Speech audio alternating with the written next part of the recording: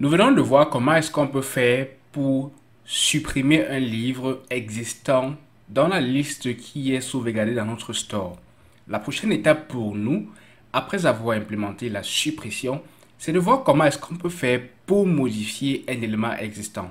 Par exemple, dans le cas où nous avons coulisses learn avec deux grands caractères en début du nom, et nous souhaitons modifier simplement et avoir seulement le premier caractère en grand. Pour pouvoir le faire, nous allons procéder en plusieurs étapes, comme c'était le cas également dans le cas de la suppression. La première étape pour nous, différemment de la suppression, c'est qu'il nous faut d'abord trouver un moyen, lorsque nous allons cliquer sur modifier, de récupérer les valeurs qui sont sauvegardées dans notre formulaire pour pouvoir modifier ce dernier-là. Pour cela, nous allons rentrer dans notre composant responsable du formulaire et nous allons voir comment est-ce qu'on peut faire pour récupérer ces différentes valeurs-là.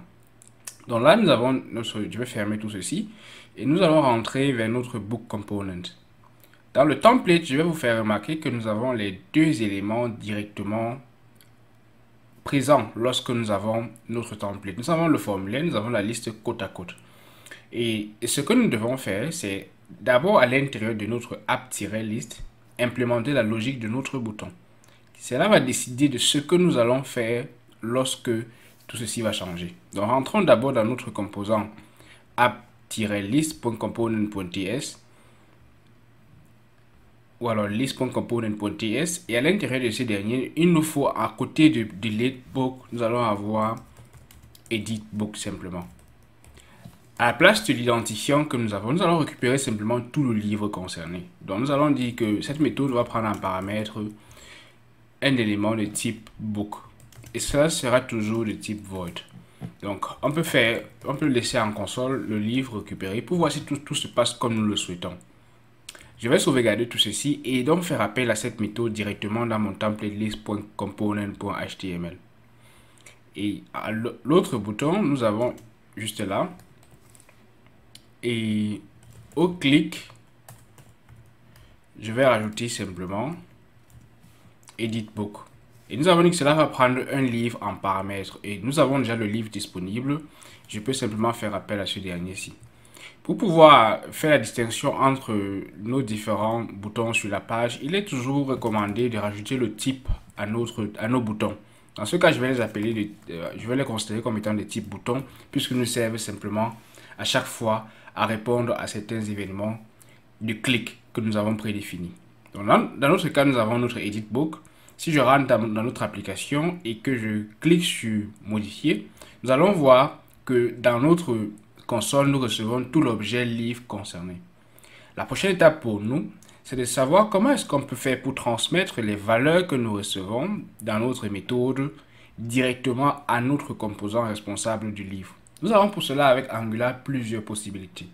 Nous pouvons nous servir simplement d'un service pour passer les valeurs de notre composant liste à notre composant formulaire, ou alors profiter de la structure que nous avons jusqu'à présent. Ça veut dire d'avoir l'appel des deux composants enfants dans le même template pour pouvoir accéder directement au formulaire et procéder aux différentes valeurs lorsque nous allons recevoir l'événement qui arrive depuis notre clic.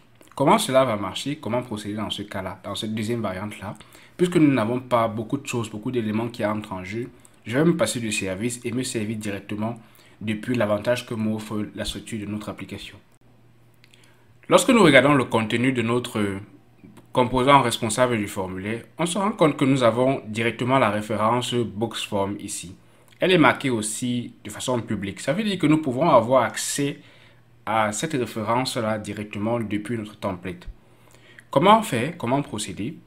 Ce que je vais faire, c'est d'abord aller dans mon composant pour la liste et je vais passer un input. Donc, je vais définir une propriété avec le décorateur input, donc @input Angular, qui me permet de recevoir une propriété depuis l'extérieur. Et là, je vais appeler ceci par exemple bookform.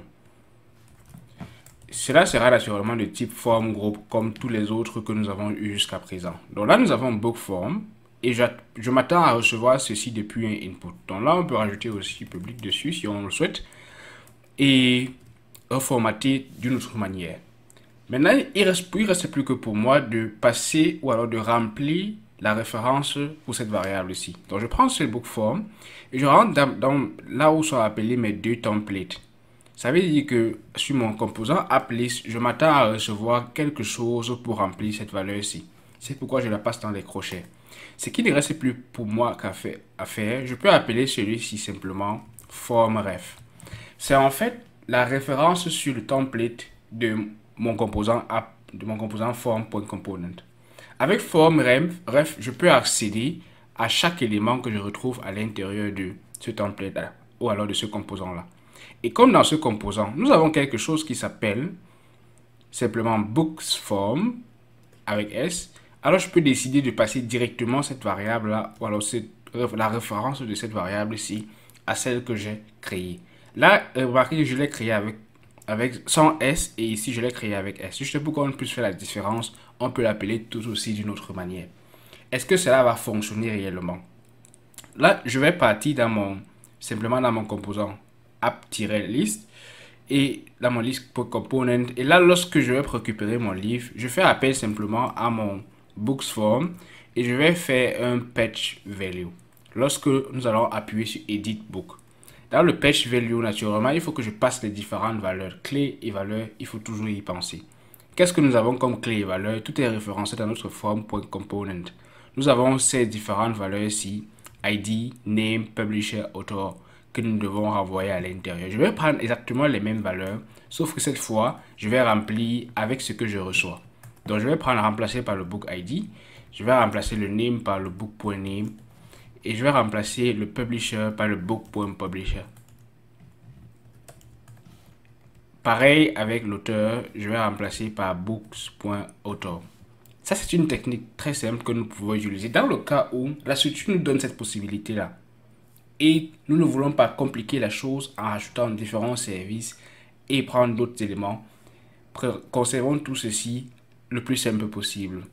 Est-ce que cela fonctionne véritablement?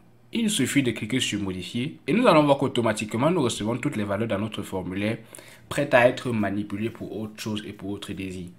Maintenant que nous avons ces éléments là-bas, la prochaine étape pour nous, c'est de voir comment est-ce qu'on peut faire pour récupérer ces différentes valeurs-là et renvoyer au store lorsque celles-ci ont été modifiées. Parce que être dans le formulaire veut dire que nous sommes disposés à être modifiés et remanipulés.